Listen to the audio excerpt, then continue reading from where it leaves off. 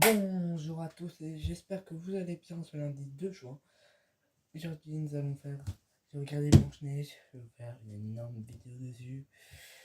Je vais parler des réalisateurs de Blanche-Neige et de la vraie histoire. Voilà, de l'histoire principale de Blanche-Neige. Alors, raconter une petite théorie sur pourquoi Blanche-Neige serait morte. Voilà. Après, je vais vous raconter la petite morale du film. Et mon avis, et je le noterai sur 20, mon avis sur 20, mon avis sur le film. Parti, on fait ça. Juste après le générique. Générique.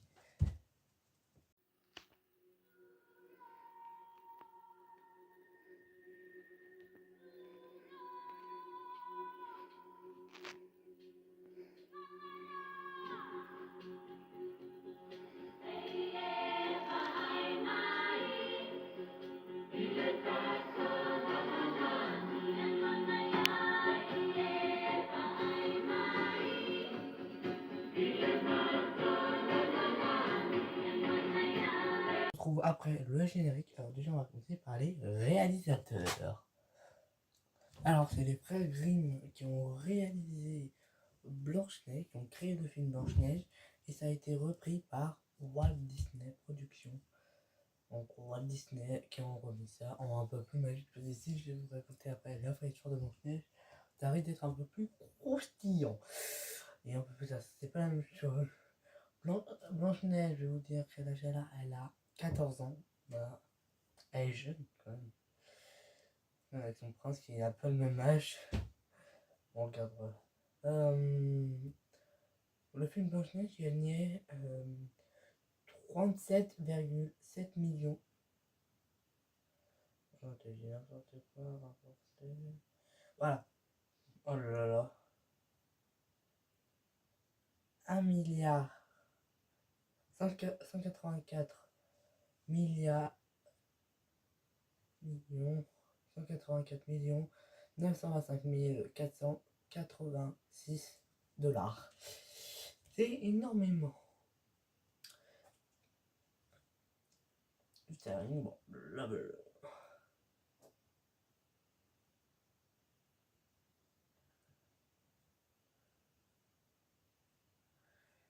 voilà, bon, je vais chercher l'âge du prince. Quel âge a le prince? Et je vous dis ça.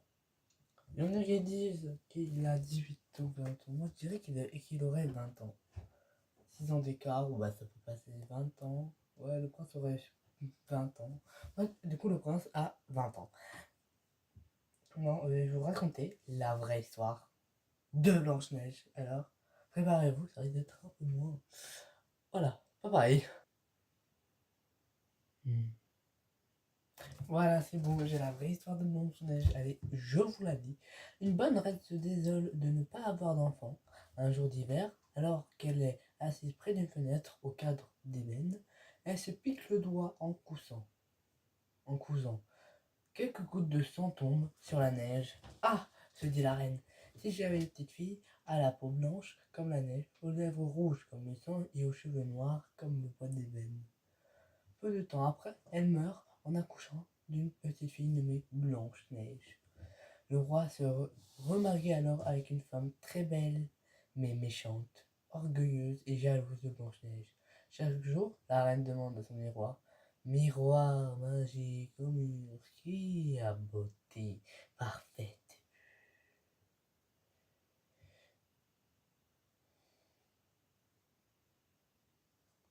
Et chaque jour, le miroir, qui ne ment jamais, lui répète qu'elle est la plus belle femme du royaume. Jusqu'au jour où il doit reconnaître que Blanche-Neige, bien qu'encore enfant, est devenue plus belle que sa marâtre. Cette dernière demande alors au chasseur d'aller tuer la princesse Blanche-Neige et de lui rapporter pas que son cœur, comme preuve, pas que son cœur, mais son foie aussi, son foie et son cœur. Mais l'homme ne peut s'y résoudre et abandonne Blanche-Neige dans les bois, songeant qu'elle sera bientôt dévorée par les bêtes sauvages.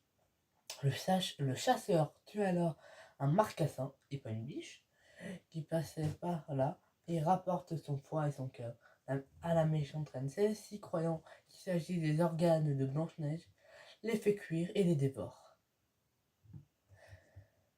Errant dans la forêt, la princesse Blanche-Neige découvre une petite maison où elle se reposait et se restaurait. C'est la demeure des 7 nains qui, apitoyé par son histoire, accepte de se cacher et de la loger. En échange de tâches ménagères, chaque jour, avant d'aller à la mine, les nains la mettent en garde et lui recommandent de nourrir à personne, sachant que tôt ou tard la reine saura que, que sa rivale est toujours en vie. Effectivement, la reine finit par apprendre grâce au miroir magique que Blanche-Neige est toujours vivante. Elle tente alors par 3 fois de faire mourir la princesse. D'abord, elle se grime en vieille marchande et s'en va proposer des lacets de couleur à Blanche-Neige. Celle-ci se laisse tenter et la vieille serre le lacet de son corset si fort que Blanche-Neige en perd la respiration et tombe morte. Comme morte. Heureusement, les nains, à leur retour, comprennent ce qui s'est passé et coupent le lacet, permettant à Blanche-Neige de respirer à nouveau. Furieuse d'apprendre grâce au miroir magique que la princesse Blanche-Neige est toujours vivante, la méchante reine se déguise à nouveau en marchande pour vendre un beau peigne à Blanche-Neige. Bien que sur la défensive, Blanche-Neige est tentée à nouveau et laisse la vieille peigner ses cheveux. Le peigne empoisonné lui fait aussitôt perdre connaissance, et les nains découvrent le peigne à leur retour et le retirent de la chevelure de Blanche-Neige qui revient immédiatement à la vie. Folle de rage, jurant d'y laisser la vie s'il le faut, la méchante reine se déguise une 3e fois en paysanne grâce à un habile stratagème. Elle trompe la vigilance de la princesse et elle a empoisonné la moitié rouge la plus tentante d'une pomme, laissant la partie blanche intacte.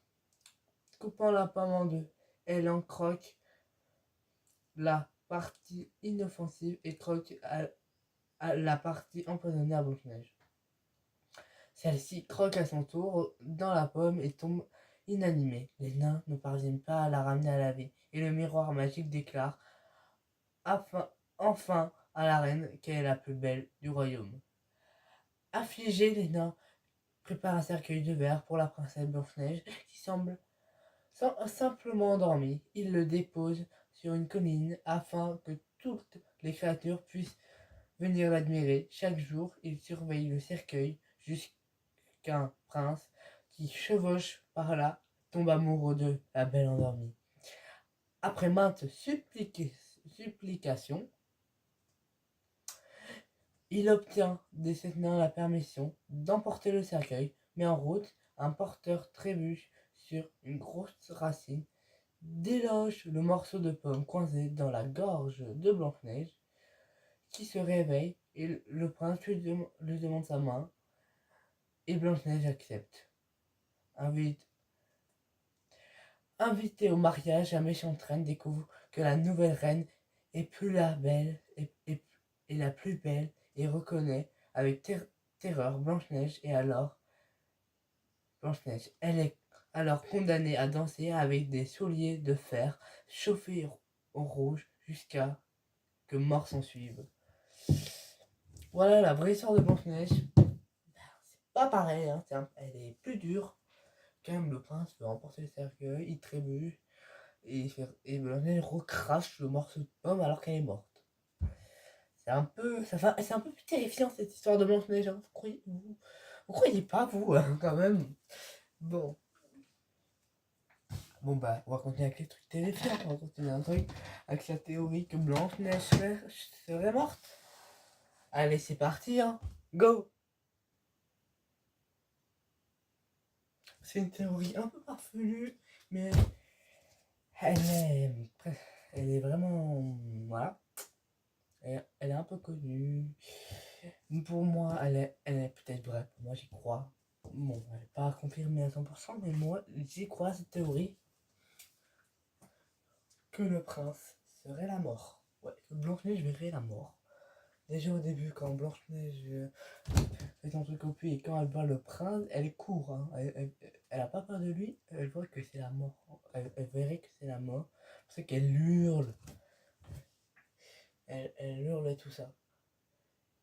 Et bizarrement, quand Blanche-Neige meurt, quand elle croque le morceau de pain, mais quand le cercueil de verre, quand le prince vient la réveiller, pourquoi elle dit oh, elle monte dans le cheval blanc, déjà le cheval blanc, un peu visé par le cheval de la mort. Et pourquoi Blanche-Neige, à la fin, elle dit au revoir à tous les nains? Vraiment, elle leur dit au revoir, je reviendrai. Ah non, non, elle dit au revoir.